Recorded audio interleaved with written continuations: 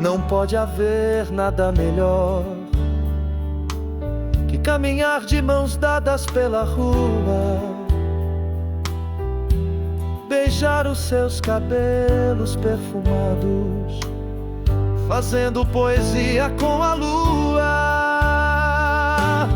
Um abraço com perfume de alfazema, o beijo bom com gosto de hortelã, o sol que não resiste na janela, a risada escandalosa ecoando na manhã.